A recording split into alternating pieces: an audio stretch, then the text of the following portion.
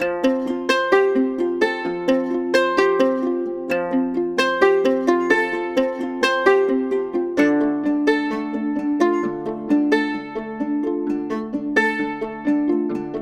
everyone, my name's Jane and welcome to Loopy Mabel's Closet. This is another in my series of cosy winter vlogs.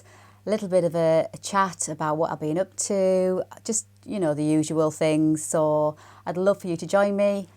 Cosy little chat, grab a coffee and I shall see you in a minute.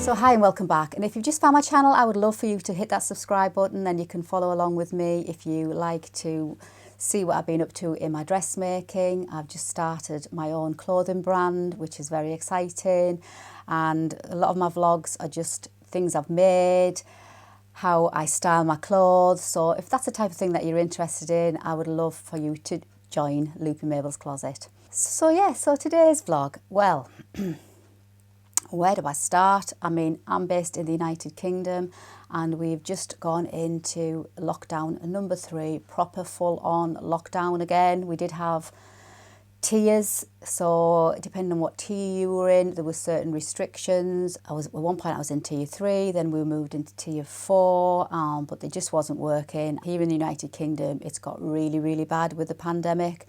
So the whole country is back in lockdown again. It is taking a bit of a toll. I think because we're cooped up. I mean, I'm quite happy, to be fair, cooped up day after day because I'm in my element. It's just, I've always been a little bit of a home bird.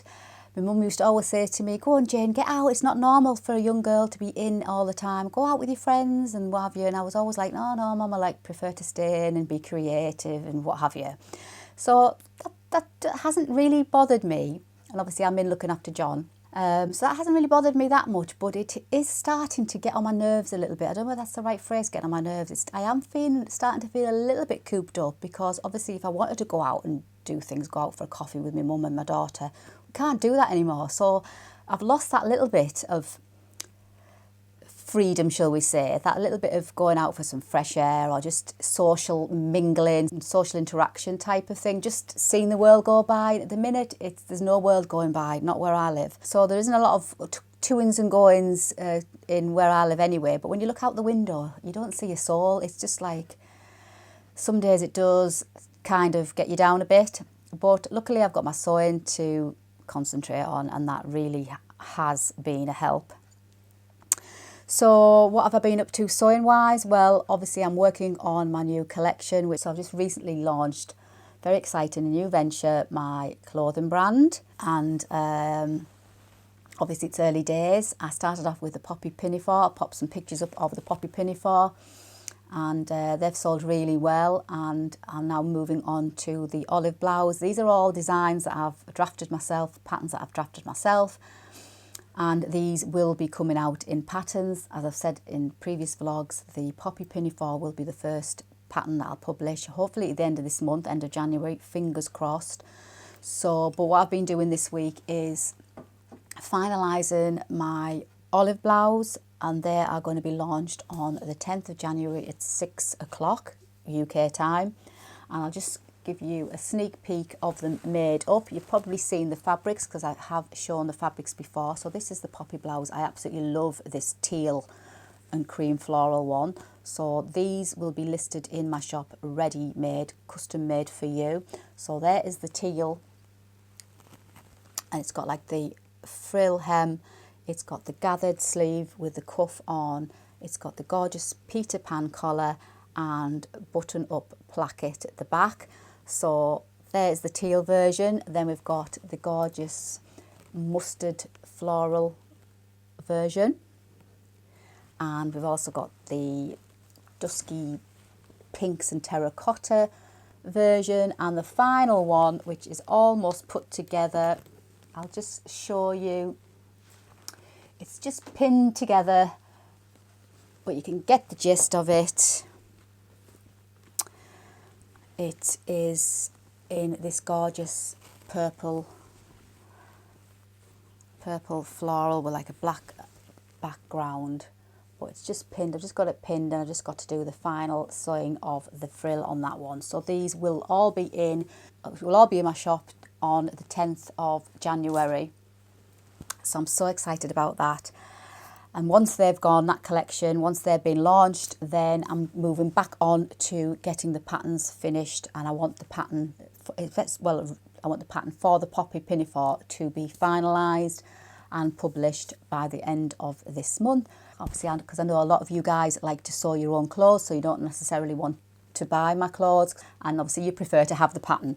So I understand that. So obviously I want to get the pattern out for all those of you who love to make your own clothes, and obviously for those of you that like to watch me and follow along with me but don't necessarily sew, I've got the ready-made in my shop for you as well. So it's all very exciting, and it's keeping me very busy, and as I say, it's absolutely perfect because it's totally taken my mind off what's going on in the world. It can be a little bit stressful, and so the sewing is completely taking my mind off things. So that's the position so far with my clothing label, so that's very exciting.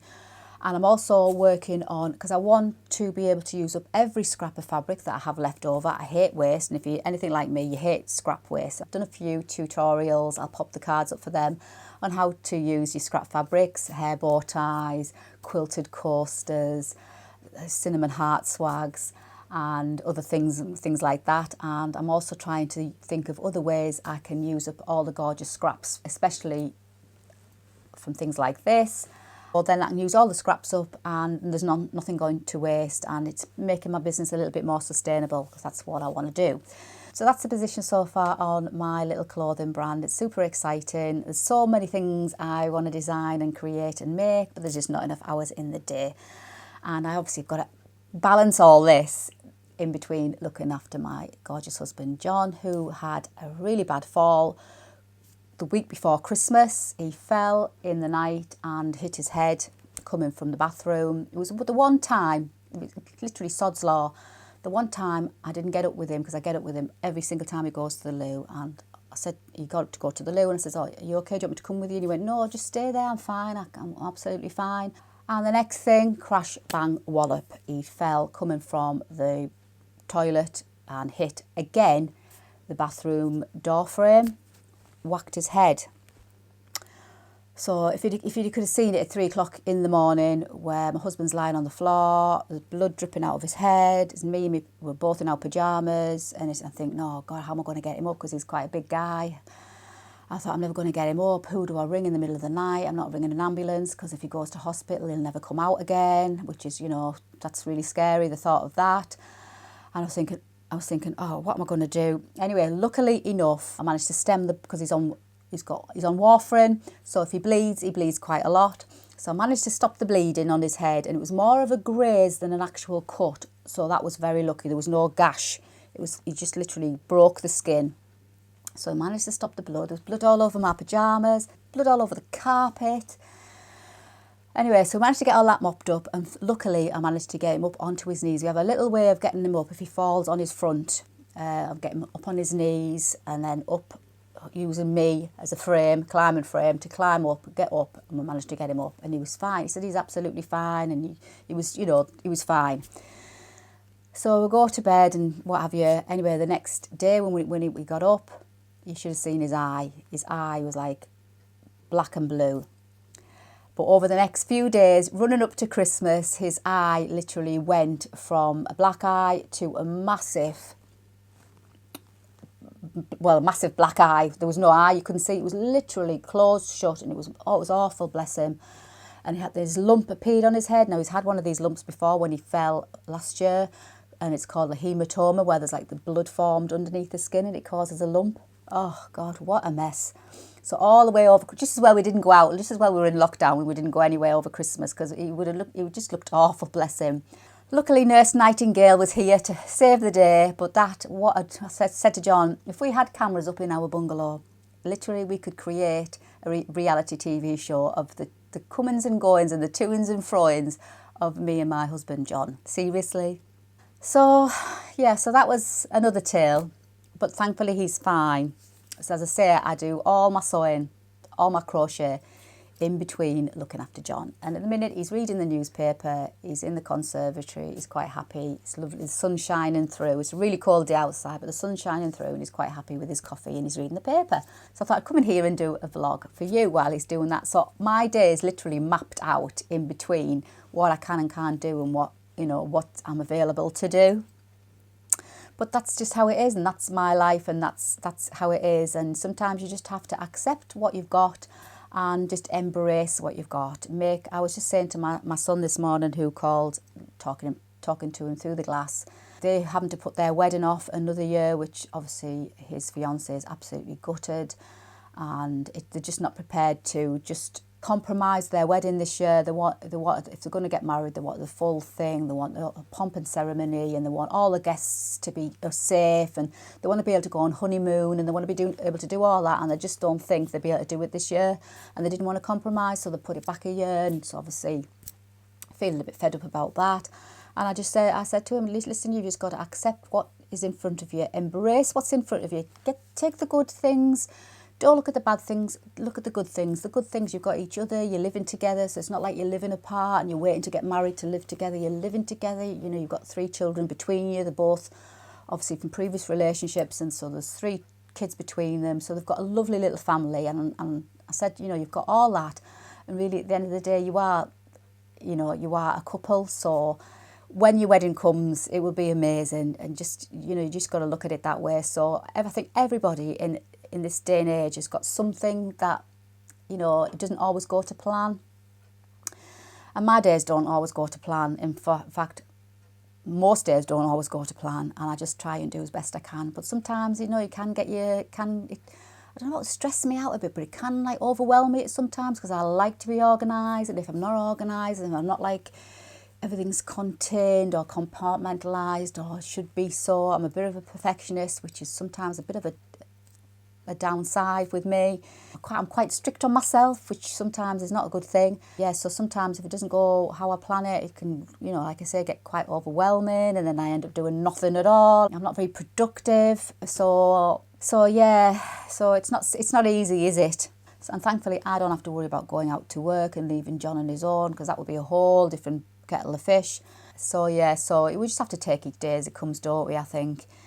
But I've got something to look forward to this afternoon. I'm doing a crochet Zoom, so I'm going to be teaching a couple of my sewing friends in my Felicity Fabrics blogging group. They asked me if I would show them how, or teach them how to crochet, because quite a few of them, obviously they can all dressmake, they're all lovely dressmakers. Some of them said, would I show them how to crochet, because it's, you know, it's a really lovely hobby. And I said, yeah, I'll show you how to do it. So obviously Zoom, why not? So I've got that coming up this afternoon, and I'm going to be showing them how to make one of my crochet patterns, and we're going to be doing the Primrose wrist warmer. So it's a fairly simple pattern, and I'm going to take them through the stages step by step. I think some of them can crochet a little bit, and some of them can't crochet at all. And I thought, well, rather than just doing stitches and backwards and forwards and rows, I thought if I take them through an actual pattern, and hopefully they'll be able to come out and make a set of wrist warmers. Whether we'll get them done in the hour Zoom that we've got, that's no problem. I'll just do some more Zooms. So I've got that to look forward to, so I'm doing that this afternoon. And if you fancy having a go at making the Primrose wrist warmers, and I also have the matching headband, I'll pop the link for the pattern as well in the description box below, and you can download them and make them yourself. They really are simple. Ideal for beginner crochet. So that's this afternoon. I'm doing a bit of knitting as well, which I'm not absolutely loving it. Now, it's not the pattern I'm not loving, I'm just not loving knitting on circular needles because it's taking forever. This is the Laurenson jumper by Lily Kate Makes, and I'll just show you the picture. And it's like short sleeve, puffy sleeves, and it's quite like a little bit of fitted waist going on. Just stocking stitch, really simple. And there's another picture just to give you an idea. She's got two options, so you can have it slightly more fitted, which is that option there.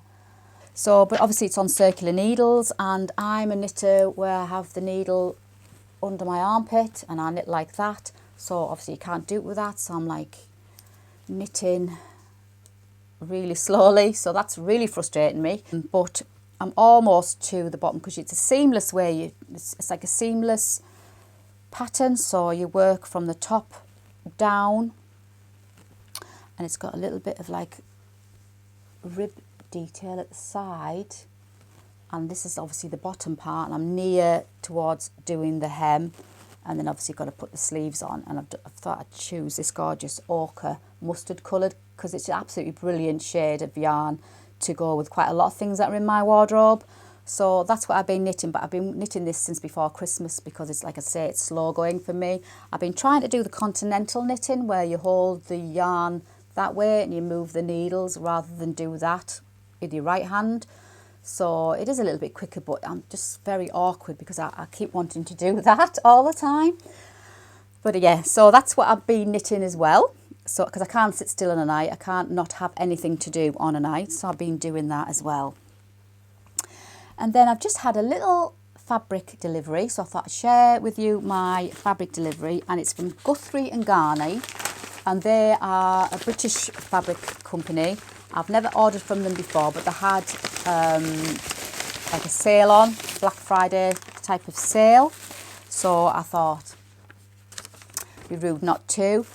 Like, I need any of this fabric. I so do not need any more fabric, and really I'm a bit annoyed with myself because I don't need it, because there was a sale on. I was very good, to be fair though, because there was loads of Black Friday sales on running up to Christmas on fabric websites, and I didn't order a single thing. I wasn't tempted by the patterns, I wasn't tempted by buying any fabrics, and just at the end when I thought I was doing so well, Guthrie and Garney had a sale, and I just thought, oh, treat yourself just for the once. So I did. So I'll show you what I got. This is the first time I've opened it, so you're seeing it for the first time like I am. I can't even remember. This is really bad, isn't it? I can't remember what I ordered, which is really, really bad. That's, you know, that's really bad really, because that just proves I don't need it. But anyway, so I've ordered 1.5 meters of this copper and caramel checked viscose twill.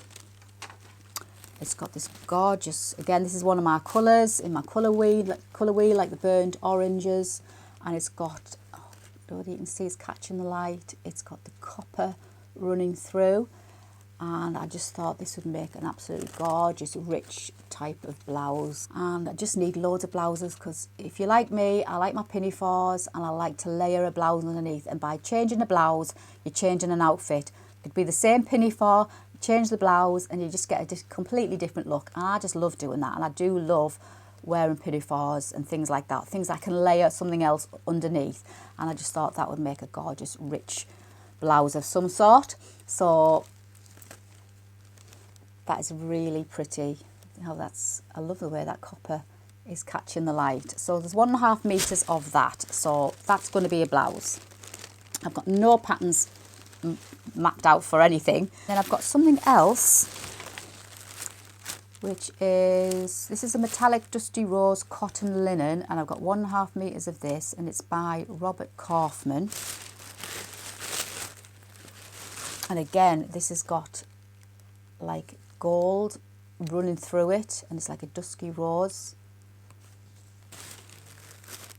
And again, it's one of my colours on my colour palette, and again, a nice rich winter blouse, 1.5 meters, which is absolutely ample for any blouse. Every blouse I've made, I've always managed to get a blouse at 1.5 meters, and if you can't quite get it out, there's always ways of wangling it and playing pattern Tetris to get your patterns out. So that's those two. And then I think these are corduroys. I think these are stretch corduroys. And again, I think when I ordered these, I can remember they were to be for some sort of pinafores. I fancy having a go at an A-line pinafore, draft myself. I have got a few drawings of something I'm going to make for my Felicity Fabrics blog post, and I'm going to be starting on that hopefully next week, and it's A-line type of pinafore look. So I ordered these, and again, these are my colour schemes. Obviously, I don't think that goes with that. So I've got dusky rose and like a ochre. It's not, oh, it's mustard ochre. But I'm also fancying having a go at making some A-line skirts, and I think these might be quite nice for A-line skirt, maybe with some side pockets, maybe one of them with buttons up the front.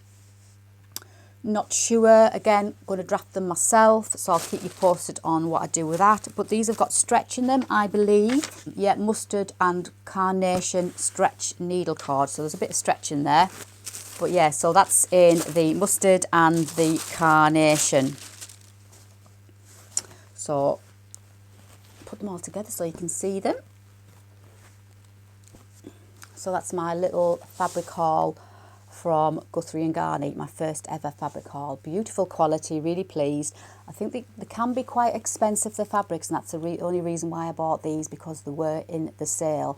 You pay for what you get, and you know, if you're going to be making your own handmade wardrobe, you want things that's going to last you. You don't want to be buying cheap fabrics if you can help it, because they don't always last that long, and only launder a few times and what have you. Whereas I think if you pay that little bit extra, if you can, then your things that you're making, you know, they're going to last, they're going to stay in your wardrobe for quite some time, and that's what I want. I mean, obviously I don't think I've thrown anything away that I've made yet, and this is coming up to this will be year 3 coming into now that I've been making my own clothes, and I don't think I've thrown anything away that's because it's been poor quality fabric. I've given things away because they don't fit me anymore, because obviously I've lost weight, and I've given things to my daughter that she quite liked, so she's took some stuff, and then my mum's got a few other things, but I've never actually thrown anything away because it hasn't laundered or lasted very well. So, and I do try and buy quality fabrics.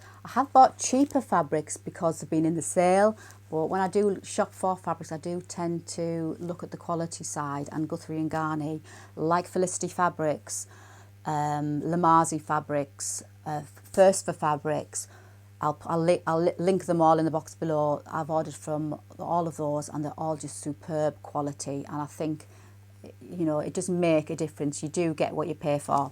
So anyway, so that's the little fabric haul. Really, seriously, I've got no room on my shelves. I'm just looking at my shelves. I really should get cracking on going through all those fabrics. There's not enough time in the day for me. There's so many things I want to do. My head is just full of ideas of new designs. I want to draft patterns. Obviously, I want to get the poppy pattern out.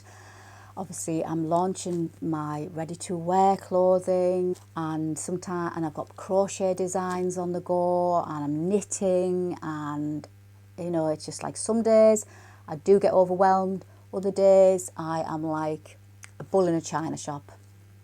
Off I go. And sometimes my daughter says to me, "But Mum, you don't need to do any of this, you know. You don't need to be doing any of this. You could just sit and just enjoy not having to work, and just enjoy each day. You don't need to be running around and doing 6 different jobs and putting yourself under pressure and making lists and to-do lists and planning." She said, "Mum, you don't need to do any of that." And I keep saying to her, "Yeah, I know, I don't need to do any of that, but you've got to remember that I'm only 55. I gave up my career 15 years ago. If I didn't do all that, none of this had happened to John's health and what have you, I'd be going to work right now. I'd be out the airport. I'd be on the front line because I was a customs officer. I'd be out on the strike force with my uniform on. I'd be out. And because I can't do any of that, I need to look after Dad, my husband, look after her dad, my husband. I have to do something here. I have to have some sort of career, call it a career. That I have to do that. I just cannot, because I'm too young to let my life go by, if that's not the right phrase, I suppose. But do you know what I mean? And yeah, I don't need to do any, I am lucky, I don't need to do any of this. I don't need to work. I'm very, very lucky. But that's because my husband is 20 years older than me. If my husband was the same age as me, we'd both be relying on 2 salaries. So it would be totally different. If John was 55 and with his health conditions, we would be in a totally different kettle of fish, totally. Because he's 20 years older, he's retired, he's got his retirement pension, he's got his private pension. That's different. I don't need to work. We can live on that. I know how lucky I am, but there's always the pros with the cons. I'm very lucky, but he's 20 years older now, and I can certainly feel a 20-year age gap now. I'm 55, I'm still, active, what have you. He's not, even if he wasn't like in the health conditions, he's 75 coming up this year. So he's going to slow down anyway. So, you know, so there's always swings and roundabouts. So it might be good that I wouldn't have to work, but then there's other things that we can't do because of John's age and what have you. So, you know, everybody has swings and roundabouts. You take the good with the bad. So, yeah, so I think I've waffled on quite a lot today. I love chatting with you on these cosy vlogs, just to give you a little bit of, just rather than sewing, it's more about me and what I'm doing in my life, and hopefully you can resonate with what I'm saying. And you know, we're all in like similar boats. We all have things going on in our lives. We all have families, and families bring good and bad issues and problems in this pandemic, and we're all in the same boat. So at least we can all feel the same feelings that we've all got with this pandemic. We're all of us are having to deal with this pandemic. So, and it's really just make you look at things differently, and makes you realise you don't need half the things that you thought you needed. You know, when you go for your food shop, I go for the food shop and the shelves are nowhere near as full as normal times. And you can manage, you can manage, and you don't need all the things that you thought you needed. Now you can't have them. It's amazing, isn't it? We do have too many things. And sometimes I think my head's got too many things in it as well, so I really need to maybe clear out a few of the things, and I need to say to myself, Jane, you can't do everything. You can't do everything. That's my downside, because I'm quite creative. I just want to do everything. And yeah, I really need to try and thin out the things that I've got in my head, and just try and make a list. Not another list, how Sophie say, not another list, Mum. Try and, you know, do less. Do more of things I can do and do less of things that I can't do. Do you know what I mean? Does that make sense? Anyway, hope I haven't got on too long. I hope you've enjoyed today's cosy vlog as much as I have. And my coffee's gone cold again. 2 seconds. And yeah, so thanks for joining me today. Thanks for listening to my waffling on. And wherever you are in the world, please stay safe, and I shall see you on my next vlog. But until then, thanks for joining me today, and happy sewing.